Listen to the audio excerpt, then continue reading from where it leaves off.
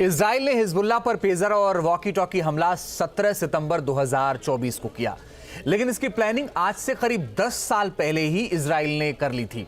Hezbollah के आतंकियों को ऐसा पेजर मुहैया करवाया जिसमें ऐसा बग लगा था जो विस्फोट भी कर सकता था। इजराइल ने प्लान तो हिजबुल्लाह की बातचीत और उनकी प्लानिंग की जानकारी के लिए बनाया था, लेकिन जब मामला ज्यादा बढ़ा तो पेजर अटैक कर दिया।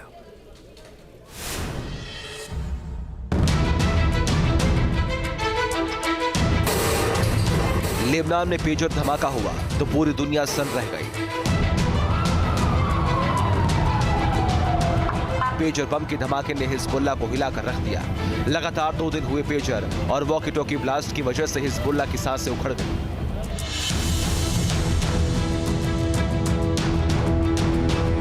लेकिन अब खुलासा हुआ कि हिजबुल्लाह के खिलाफ जो अटैक हुआ था, उस पेजर अटैक का प्लान इजराइल ने 10 साल पहले बनाया था। लेबनान में 17 सितंबर को जैसे ही पेजर धमाके हुए, उससे ईरान समर्थित हिजबुल्लाह ही नहीं बल्कि पूरी दुनिया हैरान रह गई। लेबनान में अचानक से हजारों पेजर फटने लगे, जिसमें कई लोगों की मौत हो गई।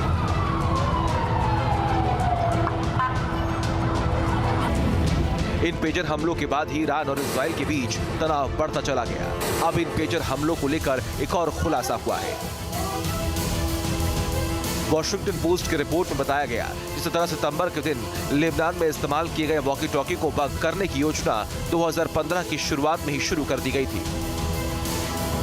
रिपोर्ट में बताया गया कि लेबनान में पहले चरण में यानी 17 सितंबर को जिन पेजर और बीपर में धमाका हुआ, वो 2022 में इजराइल में बनाए गए थे और कंपनी की जानकारी के बिना ही चुपचाप अपोलो सप्लाई लाइन में मिक्स कर दिए गए।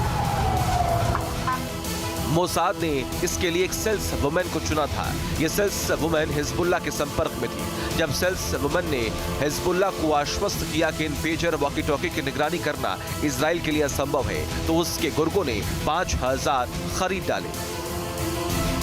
वॉशिंगटन पोस्ट की रिपोर्ट में खुलासा हुआ कि वो सेल्स वुमेन ने हिजबुल्लाह को समझाया था कि बड़ी बैटरी वाला बड़ा पेजर मूल मॉडल से बेहतर है। हिजबुल्लाह ने फरवरी में पेजर वितरित करना शुरू किया था, लेकिन पेजर हमले से एक दिन पहले ही वितरित किए गए थे। तो वही लेबनान में दूसरी बार यानी 18 सितंबर को जिन पेजर और वॉकी टॉकी में धमाका हुआ, उनका इस्तेमाल हिजबुल्लाह के लड़ाके लगभग 1 दशक से कर रहे थे। ये पेजर और वॉकी टॉकी भी इजराइल की ही चाल थी। वॉकी टॉकी की बैटरियों में PETN नामक एक अत्यधिक विस्फोटक क्षमता वाली सामग्री और सर्विलांस उपकरण लगे हुए थे।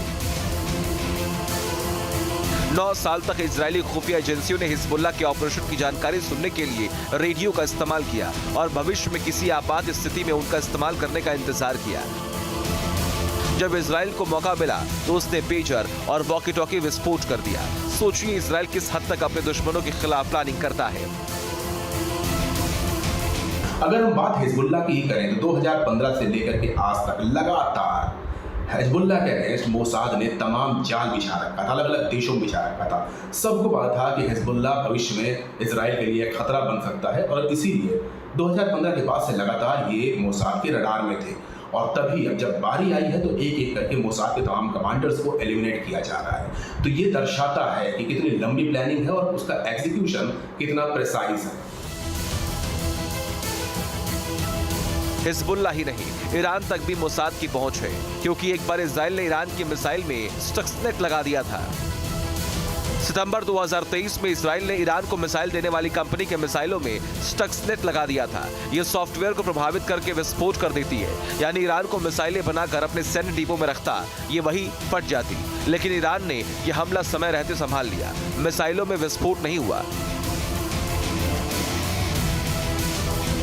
इजराइल के सैनिक जिस जज्बे से अपने दुश्मनों पर हमला करते हैं, उतनी ही खुफिया तरीके से मोसाद दुश्मनों के खिलाफ चक्रव्यूह रचती है, जिससे बच पाना मुश्किल होता है।